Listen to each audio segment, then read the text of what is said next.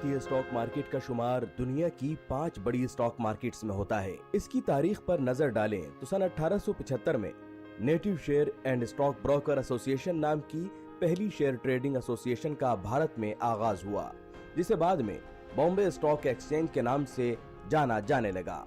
यह एसोसिएशन 318 मेंबरान के साथ शुरू हुई और यही Bombay stock exchange securities contracts regulation act के तहत भारत का पहला मंजूर शुदा स्टॉक एक्सचेंज बना। स्टॉक एक्सचेंज अफराद का एक ऐसा इदारा होता है जो सिक्योरिटीज की खरीदो फरोख्त या लेन देन के कारोबार को कंट्रोल करने के लिए तश्कील दिया जाता है। सिक्योरिटीज से मुराद शेयर, बॉन्ड्स, स्टॉक, डिबेंचर वगैरह हैं, जो इनकॉर्पोरेटेड या इन जैसी कंपनीज की काबिल फरोख्त सिक्योरिटीज या सरकारी सिक्योरिटीज में हिस्स या शराकतदारी पर मबनी है। सन 1986 में सेंसेक्स लॉन्च किया गया। इसके बाद सन 1989 में BSE नेशनल इंडेक्स मंजर आम पर आया और फिर सन 1988 में सिक्योरिटीज इंडस्ट्री और स्टॉक एक्सचेंज को रेगुलेट करने और इसकी निगरानी करने के लिए securities and exchange board of India का कयाम किया गया, जिसे 1992 में मुकम्मल इख्तियारात के साथ एक खुद मुख्तार इदारा बना दिया गया। सेबी एक कानूनी इदारा और मार्केट रेगुलेटर है जो इंडियन सिक्योरिटीज मार्केट को कंट्रोल करता है। इसके बुनियादी काम सरमायाकारों के इंटरेस्ट का तहफ़्फ़ुज़ करना, सिक्योरिटीज मार्केट को फरोग देना और इसको मुनज़्ज़म करना है। ये इदारा बोर्ड के मेंबरान के जरिए चलाया जाता है, जिनमें एक चेयरमैन समेत कई दूसरे मुस्तकिल या पार्ट टाइम मेंबर्स होते हैं, जबकि चेयरमैन मरकजी हुकूमत के जरिए नामजद किया जाता है। आज की इस पेशकश में माहिरीन के जरिए सेबी एक्ट 1992 पर तफसील से रोशनी डाली जाएगी। अपना मुल्क अपना आइन, शक्ति संविधान की। नाज़रीन आदाब, भारत न सिर्फ दुनिया की सबसे बड़ी जमहूरियत है, बल्कि 5वीं बड़ी और तेज रफ्तारी के साथ तरक्की करने वाली मईशत भी है। IMF के अंदाजे के मुताबिक माली साल 2024 के लिए भारत की GDP growth 6.1%, Asian development bank के मुताबिक 6.4% और भारतीय रिजर्व बैंक के मुताबिक 6.5% रहने का इम्कान है। इसके साथ ही भारतीय शेयर बाजार पर लोगों का भरोसा बढ़ा है। मुल्की सरमायाकारों के साथ साथ गैर मुल्की सरमायाकारों ने भी दिल खोलकर भारतीय शेयर बाजार में पैसा लगाया है और ऐसे में ये जानना जरूरी हो जाता है कि क्या है शेयर बाजार के कायदे और कानून और वो कौन सा इदारा है जो इसे कंट्रोल करता है। आज की इस पेशकश में हम बात करेंगे सेबी एक्ट की। आखिर सेबी क्या है और क्या है इसके इख्तियारात। इस अहम मौजू पर बात करने के लिए आज हमारे साथ मौजूद हैं PhD चैम्बर ऑफ कॉमर्स से इनडायरेक्ट टैक्स कमेटी के चेयरमैन जनाब बिमल जैन साहब। आपका आज की इस पेशकश में बहुत बहुत इस्तकबाल है। आपके अलावा हमारे साथ लॉ के स्टूडेंट भी मौजूद हैं, जिनके सवालों को आज की इस पेशकश में हम शामिल करने की कोशिश करेंगे। बिमल जैन साहब, जब हम बात करते हैं भारतीय शेयर बाजार की और उसके बाद सेबी एक्ट 1992 में आता है, आज़ादी 1947 में और सेबी एक्ट मार्केट को कंट्रोल करने का एक इदारा और 1992 में, आखिर किस तरह से हमारी मार्केट कंट्रोल होती है और इतना जो लंबे समय है 1947 से लेकर 1952 तक किस तरह से मार्केट को कंट्रोल किया गया? ये समझना हम सबके लिए बहुत ज़रूरी है और इसको बताने के लिए मैं आपको बैकग्राउंड में लेके जाना चाहता हूँ। देखिए 1947 में एक एक्ट हुआ करता था, कैपिटल इशूज़ कंट्रोल एक्ट 1947, जिसके तहत कैपिटल मार्केट को कंट्रोल किया जाता था। और वहाँ कौन संभालता था? कंट्रोलर ऑफ कैपिटल इशूज़, वो कैपिटल मार्केट को संभालते थे। बट 1947 से जब हमें आज़ादी मिली और हम आगे की ओर बढ़े, तो आपको याद आ रहा होगा 70, 80s, 90s का पीरियड, जब हर्षद मेहता का टाइम पीरियड था। जी हाँ, एक बड़ा मशहूर वो केस था। मशहूर केस था और हम सब जानते हैं उस टाइम पे एक प्राइस रिगिंग एक ऐसा इशू होता था कि किसी भी शेयर्स की प्राइसेस बढ़ गए, घट गए और आर्टिफिशियली कोई पीछे से उसे कंट्रोल कर रहा होता था। तो जो इन्वेस्टर्स को जो सिक्योरिटी मार्केट में पैसा लगाते हैं, कहा जाता है इन्वेस्टर्स सिक्योरिटी मार्केट की आत्मा होती है। अगर उस आत्मा को नहीं बचाया जाएगा तो शेयर मार्केट मेरा धराशायी हो जाएगा, गिर जाएगा। तो मुझे वो कॉन्फिडेंस बिल्डअप करना पड़ता है। जब कॉन्फिडेंस बिल्डअप करना पड़ता है तो कैसे करें, किस तरीके से करें? पुराने टाइम पे आपने देखा होगा प्राइवेट प्लेसमेंट हुआ करते थे, यानी शेयर मार्केट में शेयर आया नहीं, लेकिन कंपनियां क्या करती थी, प्राइवेट प्लेसमेंट के जरिए लोगों को देती थी, लोग ले लेते थे, बाद में उनका इशू आता ही नहीं था और उनके पैसे डूब जाते थे। तो इन्वेस्टर्स अपना कॉन्फिडेंस लूज कर रहे थे। तो जो हमारे पास का पैसा डूब रहा था, अरे हार्ड लग रहा था, हार्ड अर्न्ड मनी होती है। आप इन्वेस्टर बन जाइए और जब आप पैसा लगाते हैं तो आप 3 पैरामीटर अपने लिए देखते हैं कि मुझे रिटर्न क्या मिलेगा, रिस्क कितना है और लिक्विडिटी क्या होगी। अगर आपको लगेगा कि तीनों चीज़ें मुझे नहीं मिल रही हैं, तो जो आपने पैसा लगाया, जो हार्ड अर्न मनी है, तो आपकी इच्छा नहीं करेगी कि मैं शेयर मार्केट, आप तो एक इन्वेस्टर्स की तरह से देख रहे हैं। आप उनकी बात सोचिए ना, जो इंडिया में फॉरेन डायरेक्ट इन्वेस्टमेंट करते हैं, इंस्टीट्यूशनल इन्वेस्टर्स जो अपना पैसा लगाते हैं, अगर उनको मार्केट में वो प्रोटेक्शन नहीं मिलेगा तो वो क्यों आके यहाँ पैसा लगाएंगे। अगर उनके पैसे को अगर सेव नहीं किया जाएगा, अगर उनको ये एक माहौल नहीं दिया जाएगा इस तरीके का जहां उनको लगे कि ये पैसा हमारा जहां हम इन्वेस्ट कर रहे हैं इसको कोई ना कोई कंट्रोल कर रहा है, इसको कोई ना कोई सुपरवाइज कर रहा है। और आगे जब हम बढ़ते हैं तो हम सेबी के बात करते हैं।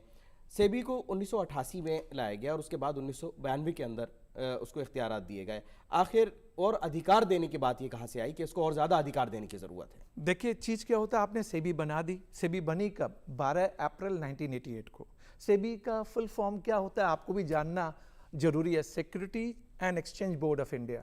1988 में बना दी गई, लेकिन जब आप उसको पावर नहीं देंगे तो वो एक्ट कैसे करेगी? तो सेबी एक्ट इंप्लीमेंट किया गया 12 अप्रैल 1992 को, और सेबी को हमने सारे वो रेगुलेटरी पावर दे दिए। यानी जो पहले कैपिटल इश्यूज कंट्रोल एक्ट 1947 होता था वो पीछे की ओर चला गया और सेबी फ्रंट में आ गया।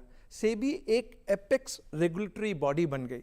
इसका मेन मोटो था कि डेवलप करना है और कंट्रोल करना है। किसको? कैपिटल मार्केट को, सिक्योरिटीज मार्केट को। जो इन्वेस्टर्स कॉन्फिडेंस खो रहे थे उसको प्रोटेक्ट करना है। अगर आप सेबी को देखें, सेबी सिक्योरिटीज मार्केट को अगर आप देखें तो 3 ब्रॉड पैरामीटर होते हैं किसी भी सिक्योरिटीज मार्केट के। पहला, जो इशूअर्स जो इशू करता है शेयर्स और कैपिटल मार्केट से लेता है, तो वो चाहता है मेरे पास वाइबल ऑप्शन होने चाहिए कि मैं अपने शेयर्स मार्केट में लेके आऊँ, मुझे राइट प्राइस मिलनी चाहिए। उस पैसे से वो क्या करता है, अपना एक्सपेंशन, मैन्युफैक्चरिंग, इंडिया में ग्रोथ बढ़ाता है, to make in India, manufacturing in India. तो इशूअर्स को एक प्लेटफॉर्म मिल गया। इन्वेस्टर्स कौन होते हैं? जो पैसा डालते हैं। इन्वेस्टर इंडिविजुअल भी हो सकता है, फॉरेन डायरेक्ट इन्वेस्टमेंट के थ्रू भी आ सकता है, फॉरेन इंस्टीट्यूशनल इन्वेस्टर्स भी आ सकते हैं, आपके डोमेस्टिक प्लेयर्स भी आ सकते हैं, आपके LIC वगैरह भी इन्वेस्टमेंट करती हैं। तो ये इन्वेस्टर्स हो गए।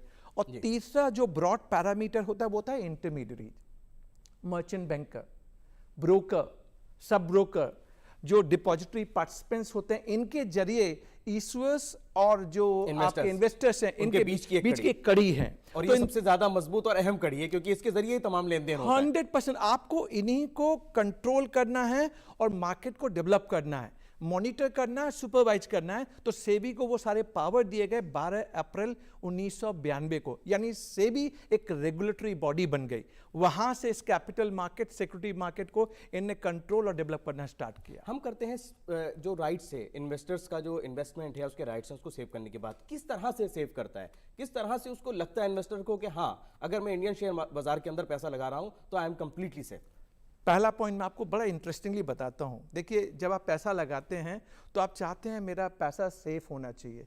सेफ कैसे होगा और पैसा आप कब लगाते हैं और कब लगाना चाहिए, ये सारे इंपॉर्टेंट फैक्टर्स हमको डिटरमाइन करने पड़ते हैं।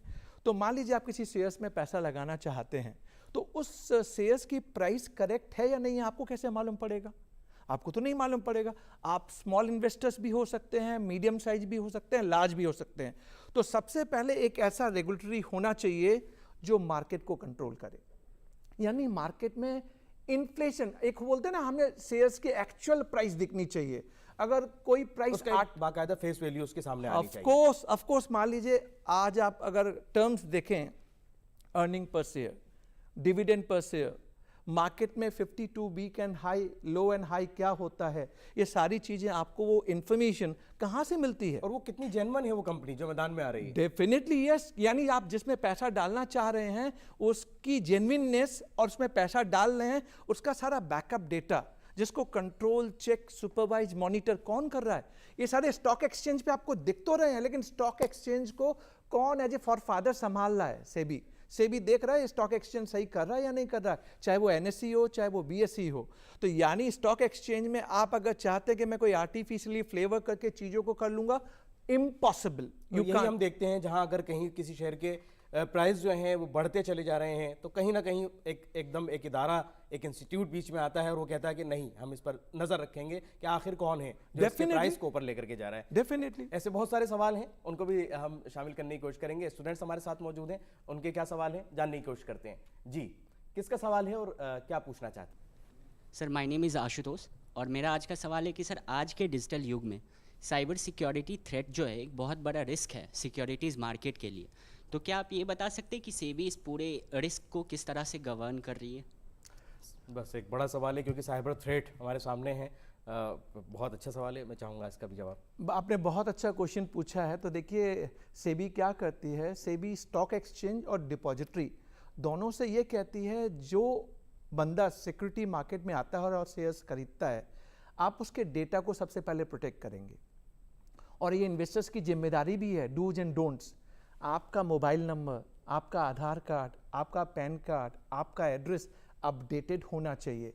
जैसे ही आप साइबर सिक्योरिटी की बात करते हैं, तो आपकी जिम्मेदारी पहले कि आपका डेटा करेक्ट उनके पास होना चाहिए, और इस डेटा का protection through stock exchange and through depository से भी कंट्रोल कर रही होती है। तो क्वाइट ऑब्वियस, जो डेटा आपने अपने डिपॉजिटरी पार्टिसिपेंट्स को दिया है, जिस शेयर ब्रोकर को दिया है, वो डेटा मैनिपुलेट ना हो, कहीं पे इधर उधर ना चला जाए। तो सेबी इंश्योर करती है इस डेटा को 100% प्रोटेक्टेड रखा जाएगा, इनक्रिप्टेड रखा जाएगा, सेफ्टी के साथ रखा जाएगा। तो साइबर सिक्योरिटी में तभी प्रॉब्लम आ सकती है जब आप अपने डेटा को प्रोटेक्ट नहीं कर रहे हैं। कई बार होता है ना, हमने अपना यूजर आईडी पासवर्ड किसी को दे दिया, ओटीपी आया, किसी से शेयर कर लिया, और कई बार हमारे पास मैसेज आता है कि अगर आपके पास ओटीपी आया तो आप किसी को बतलाइएगा नहीं। तो यानी यहाँ दोनों तरफ से है, पहले इन्वेस्टर्स को अपने डेटा को प्रोटेक्ट करना है, और फिर सेबी स्टॉक एक्सचेंज या डिपॉजिटरीज के जरिए जो डेटा, आपका डेटा उनके पास है, उसको इंश्योर करती है कि 100% प्रोटेक्टेड है। दूसरा पार्ट में आपको और बताता हूँ, इनकी इंक्वायरी भी होती है, इनकी ऑडिट भी होती है। ऐसा नहीं है कि इनने जो मन में आया, जैसा मन में आया, इनकी रेगुलर टाइमली बेसिस पे इंक्वायरी होना, इनकी ऑडिट होना, स्टॉक एक्सचेंज की, एनएसडीएल की, ये सेबी अंडरटेक करती है। मैं आपको एक और चीज बताऊं, रूल्स एंड रेगुलेशन ड्राफ्ट किए जाते हैं, कोड ऑफ कंडक्ट बनाया जाता है कि जब आप इस मार्केट में हैं, कैपिटल मार्केट, सिक्योरिटीज मार्केट में हैं, तो आपके डेटा को कैसे प्रोटेक्ट किया जाएगा। बहुत खूब। और ये इंश्योर किया जाता है कि जो इन्वेस्टर्स आया है, और मैंने कहा इन्वेस्टर्स इस मार्केट की आत्मा है, अगर हम उसको नहीं बचाएंगे, लेकिन आत्मा अगर अपने आप को भी नहीं बचाना चाहे, जैसे वो आप आपके अपने- ऊपर है। वो लेकिन आपके ऊपर। गोल्डी मीट मटन मसाले, जो आपके हाथ का मटन खाए जिंदगी भर आपका हो जाए। जहाँ जाए रिश्ते बनाए गोल्डी मसाले। सबसे पहली जो प्रायोरिटी है वो यही है कि जो इन्वेस्टर है उसको सेव किया जाए, उसको हर तरह से, उसको कहीं कोई नुकसान ना हो। और दूसरी तरफ हुकूमत ने digital personal data protection bill भी मंजूर कर दिया है, ताकि आपके डेटा के साथ कहीं कोई खिलवाड़ ना हो सके। अगले सवाल की तरफ हम बढ़ें। सर, मेरा नाम यशवंत सर। मेरा सवाल आपसे ये है कि सेबी की जो पावर्स हैं वो कई एक्ट्स में बटी हुई हैं, जैसे डिपॉजिटरी एक्ट्स हो गया, आरबीआई एक्ट में भी उसकी कुछ पावर्स हैं, सेबी एक्ट में भी हैं, सिक्योरिटी कंट्रोल रेगुलेशन एक्ट में भी हैं। आपको नहीं लगता कि ये सब एक्ट एक ही, ये सब पावर्स और रेगुलेशन की जो, या फिर जो सेबी के फंक्शंस एक जगह स्थित होने चाहिए? क्योंकि जो रेगुलेटरी बॉडीज़ हैं उनकी पावर्स भी ओवरलैप करती हैं, और फिर आरबीआई क्या कंट्रोल करेगा, सेंट्रल गवर्नमेंट क्या कंट्रोल करेगा, सेबी क्या कंट्रोल करता है, इसमें कन्फ्यूजन होती है। इसी को सिंगल अम्ब्रेला की बात कर रहे हैं कि तमाम राइट्स को। इसी को समझाने के लिए आपको एक समझना पड़ेगा कि सेबी वर्क कैसे करती है, काम कैसे करती है। तो एक सेबी की बोर्ड होती है, उसका चेयरमैन होता है जिसको union government of India appoint करती है, एक मेंबर आरबीआई से होता है, रिजर्व बैंक ऑफ इंडिया से, 2 मेंबर यूनियन फाइनेंस मिनिस्ट्री से होते हैं, और 5 members union government of India appoint करती है, जिसमें 3 होल टाइम डायरेक्टर होते हैं। तो आरबीआई से भी नॉमिनेशन, फिनांस मिनिस्ट्री से भी नॉमिनेशन, जहां पे आप कंपनीज एक्ट की बात कर रहे हैं, कॉन्ट्रैक्ट रेगुलेशन एक्ट की भी बात कर रहे हैं। तो ये जो बोर्ड है ये सारी चीज़ों को देख रहा होता है। तो जो हम जिन प्रोविजन की बात आपने की, कई बार आपको लगता होगा कि ओवरलैप कर गए एक दूसरे के साथ, लेकिन ओवरलैप करने के बाद जो सुपीरियर अथॉरिटी है जिसको कैपिटल मार्केट और सिक्योरिटी मार्केट को कंट्रोल करना है और डेवलप करना है, वो सारे एक्ट के जो प्रोविजन है, डिफरेंट एक्ट के प्रोविजन है, बट उसका अल्टीमेट एम क्या है? To protect investors.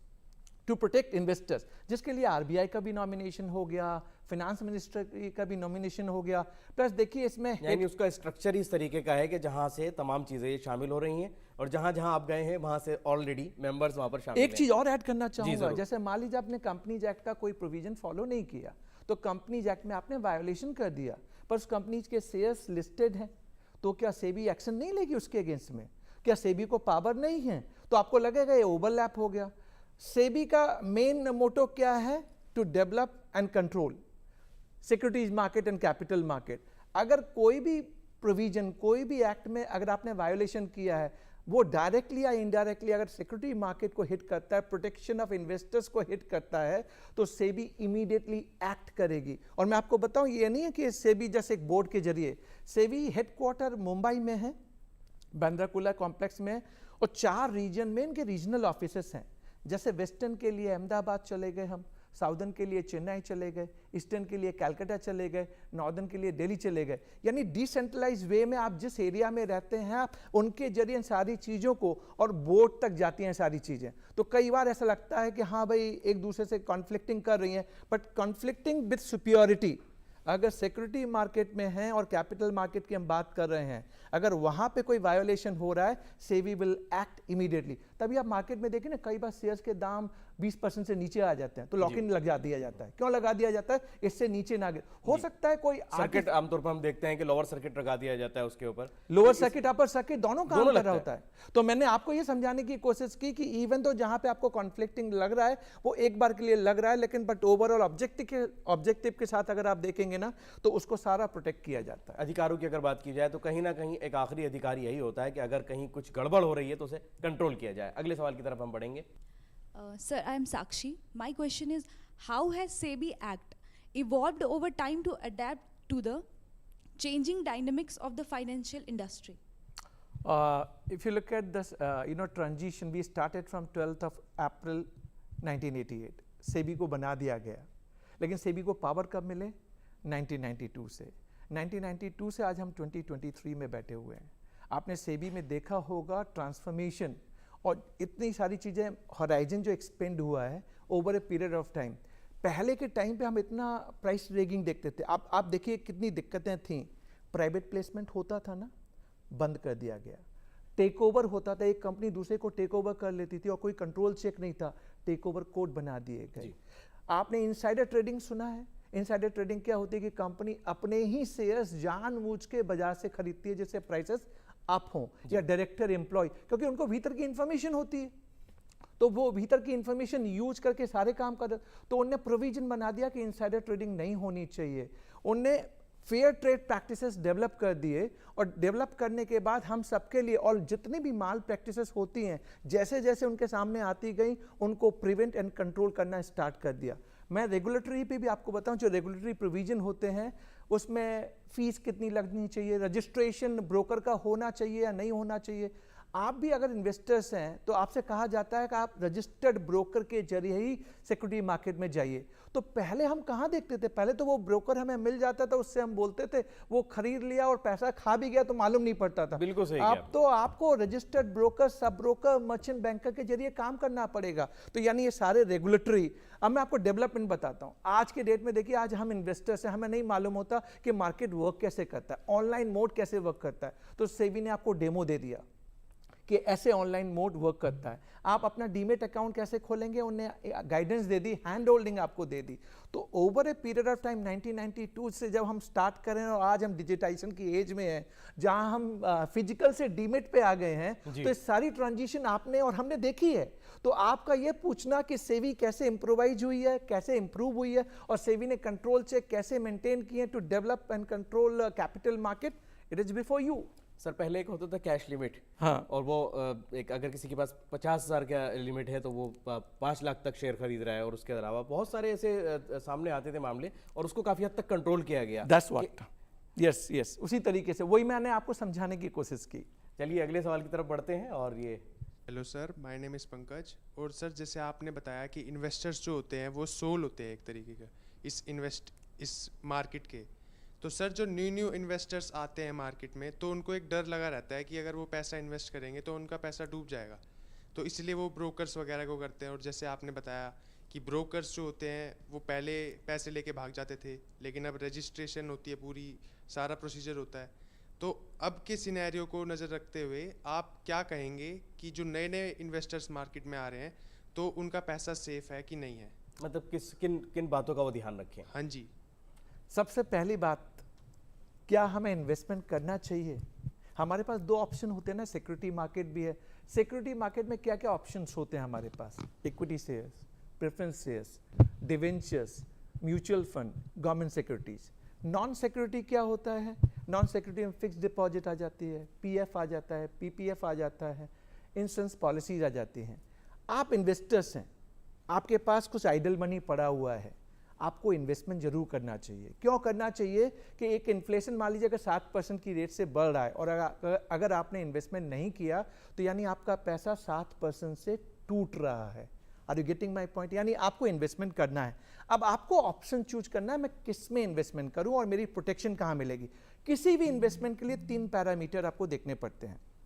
रिटर्न क्या होगा, सेफ्टी रहेगी या नहीं रहेगी, लिक्विडिटी होगी या नहीं होगी। तो सिक्योरिटी मार्केट के लिए मैं आपको बता दूं, सेबी ने through stock exchange and through depository आपको एक डेमो अकाउंट भी देते हैं। वो आप डेमो अकाउंट में, मान लीजिए आपका मन बनता है कि मुझे अब इन्वेस्टमेंट करना है, तो आप उस डेमो अकाउंट में नोशनल बेसिस पे इन्वेस्टमेंट करना चालू कीजिए और फिर देखिए कि आपने जिसमें इन्वेस्टमेंट किया वो शेयर्स बढ़ रहा है या घट रहा है। ये बेसिक आइडियाज दे रहा हूं मैं आपको। आपसे मैं ये नहीं कह रहा कि आप एक्सपर्ट बन जाइए, डेफिनेटली मैं चाहूंगा आप एक्सपर्ट बन जाएं, लेकिन पहले स्टार्ट तो मुझे जीरो से ही करना पड़ेगा। लेकिन एक्सपर्ट आफ्टर एक्सपीरियंस अनडाउटेड आपको एक्सपीरियंस करना होगा। ये आखिरी सवाल और लेंगे जी। Sir my name is Shivam Tyagi. मेरा क्वेश्चन सर ये है कि आपने जैसे हमें बताया कि सेबी के पास एंक्रिप्शन है हमारे डाटा की, ब्रोकर्स भी रजिस्टर्ड है, बट सब जानते हैं कि सेबी हर्षद मेहता स्कैम के बाद आया था। हर्षद मेहता स्कैम के बाद भी काफ़ी स्कैम हुए थे। एक सत्यम स्कैम था 2010 का, तो सेबी के पास तब भी पावर सी रूल्स थे, एंक्रिप्शन था, तब भी डेवलप्ड रूल्स थे, सब पावर थे, तो फिर भी स्कैम कैसे हो गया? इन्वेस्टर्स जो अभी छोटे इन्वेस्टर्स हैं वो इतने सेफ कैसे हो सकते हैं? वो कैसे भरोसा कर ले सेबी पे? मैं आपको एक सिंपल आंसर देता हूं कि आप किसी चीज की गारंटी ले सकते हैं कि कल कोई अनफॉर्चुनेट इवेंट नहीं होगा? क्या हम उस डिटरमाइंड एज पे हैं? मेरा कहना यह है कि हम सर, इनका सवाल ये है कि जब हमारे पास एक बोर्ड था तो कैसे 1992 में आ गया और उसके पास अधिकार भी हैं, तो फिर ये कहाँ मैं वही समझाने की कोशिश कर रहा हूं कि मान लीजिए कुछ कंपनी के लोग अपने ही बैलेंस शीट को कुक करने लगे, उसका ऑडिटर भी उसको क्वालिफाई ना करे, तो सेबी को तो मालूम नहीं पड़ेगा। सेबी ने तो एक सिस्टम मैकेनिज्म बना दिया है। जब सेबी को लगने लगा कि हाँ ये चीज़ हुई है और सामने वो जब टेबल पे आया तो उनने सबकी अकाउंटेबिलिटी फिक्स की और उन्होंने इंश्योर किया कि इस डेटा को हम कभी भी क्रॉस चेक, अब ऐसा नहीं कि आपने जो डेटा डाल दिया वो सेक्रोसेंट हो गया, अब उसको हम क्रॉस चेक और वेरीफाई भी करा सकते हैं। ये लोअर सर्किट की बात हम क्यों कर रहे हैं? ये सारे मैकेनिज्म क्यों डेवलप हुए? तो हमने over a period of time अपने आप को लर्न किया और सीखा जो खामियां थी उनको कैसे करेक्ट किया जाए, और एक खामियों से ही हम सीख रहे हैं, वरना चंद्रयान पहले भी गया था। बहुत खूब। पहली बार गया था, तो क्या हम पहली बार में है? पहुंच गए थे? क्या नहीं पहुंच पाए। हमने गलतियों से सीखा कि हमारी गलती कहां हुई थी और बाद में हम सक्सेसफुल हुए। तो यानी हमारा देखने का नजरिया परफेक्ट होना चाहिए। हाँ, हम ये कह सकते हैं कि इनके होते हुए कैसा हो गया तो इनकी जिम्मेदारी बनती है। जो हम उनके ऊपर डाल भी रहे हैं और उनसे कह भी रहे हैं, तो उनने अकाउंटेबिलिटी फिक्स की, रिस्पॉन्सिबिलिटी फिक्स की और आगे के लिए ऐसा विंडो बनाया कि ऐसी गलती दोबारा ना हो सके। बिल्कुल सही। अगले सवाल की तरफ बढ़ेंगे। My name is Simran and my question to you is, how can SEBI ensure transparency in Indian securities market? It is quite obvious when I'm talking about that SEBI is controlling, supervising and monitoring. When they are controlling, managing and supervising with the regulation, they have got three power. Let me tell you very quickly and short. They got legislative power, whereby they are making the law that how to be controlled and how to be monitored and supervised. They got judiciary power. They pass order in case they find any malpractices are going on, insider trading, any गलत investors के साथ कुछ हो रहा है तो वो order भी पास करते हैं। उनने एग्जीक्यूटिव पावर भी अपने पास रखे हैं कि अगर मुझे इन्फोर्समेंट कहीं भी जाके कभी भी जाके इंक्वायरी चालू कर देनी है, इन्फोर्समेंट पावर दिए गए हैं। अब ये सारे जब पावर होते हैं और सारी चीज़ें सेबी के थ्रू रूट हो रही हैं, कंट्रोल हो रही हैं, सुपरवाइज हो रही हैं, और ये डेटा सेक्रोसेंट है, तो ट्रांसपेरेंसी है। मैंने पहला क्वेश्चन जब साइबर सिक्योरिटी पे लिया था और मैंने आपको आंसर भी किया था कि साइबर सिक्योरिटी में एक मेरी जिम्मेदारी होती है, एक जिम्मेदारी होती है जो इशूअर्स है या जो इंटरमीडियरी है उनकी है। तो सेबी क्या कर रहा होता है? सेबी उनको रेगुलेट कर रहा होता है, लॉ बनाता है, उनके लिए कोड बनाता है, बायलॉज बनाता है, इंश्योर करता है ट्रेड फेयर, जो हमारे ट्रेड की प्रैक्टिस है वो फेयर होनी चाहिए, माल प्रैक्टिसेस नहीं होनी चाहिए। तो इस तरीके से ट्रांसपेरेंसी बढ़ती है। And we have a transparency, so we are getting the foreign investment. अगर हम बात करें अभी डेटा की, तो मई जून जुलाई के अंदर ही हमारे जो फॉरेन इन्वेस्टर्स हैं उन्होंने 40 हज़ार करोड़ हर महीने के हिसाब से इन्वेस्ट किया है। तो आप ट्रांसपेरेंसी है आपके पास, तभी आपके पास जो है फॉरेन जो इन्वेस्टर है वो भी आप पर भरोसा कर रहा है। आप अगर मुझे 30 सेकंड का टाइम दें तो जी जरूर। देखिए बहुत इंपॉर्टेंट क्या होता है कि हम आज इमर्जिंग इंडिया के, आज हम फॉर्चुनेट हैं, हम इमर्जिंग इंडिया के पार्ट हैं। यूके ने हमारे ऊपर कितने दिन शासन किया था, हमने उनको सरपास कर दिया। We become 5th largest economy in 75 years of independence. Such a proud moment for all of us. We are going to be 4th largest economy और जर्मनी को पछाड़ देंगे by 2027, and then we are targeting for 3rd largest economy. We are growing by 7% and see the projection is being given. We are growing, अगर आप annualize return देखेंगे ना share market से over last 5 years, 18.8%, 18.8%, और US में उसका है 6.9%। Just one data will tell you that where we are. अगर मेरा सिस्टम ट्रांसपेरेंट नहीं है, अगर मेरा सिस्टम फुल प्रूफ नहीं है, अगर मेरे सिस्टम में दम खम नहीं है, तो 18.8% कमाना विथ सेफ्टी, सिक्योरिटी और लिक्विडिटी के साथ कैसे आएगा? हाँ, खामियां होती हैं हर अब बच्चा भी जब बॉर्न होता है तो वो भी समय लेता है और गिरता है, फिर चलता है, और हम उससे सीखते हैं। चंद्रयान का केस मैंने आपको बताया, तो आप ये मान के चलिए हम जिस रास्ते की ओर हैं, हम इमर्जिंग इकोनॉमी हैं और आने वाले टाइम में हम अमृतकाल को देख रहे हैं। तो अमृतकाल को बहुत तेजी के साथ आगे बढ़ रहे हैं। हमें उम्मीद है कि ये सिलसिला हमारा इसी तरह से जारी रहेगा, हम तरक्की करते रहेंगे, आगे बढ़ते रहेंगे।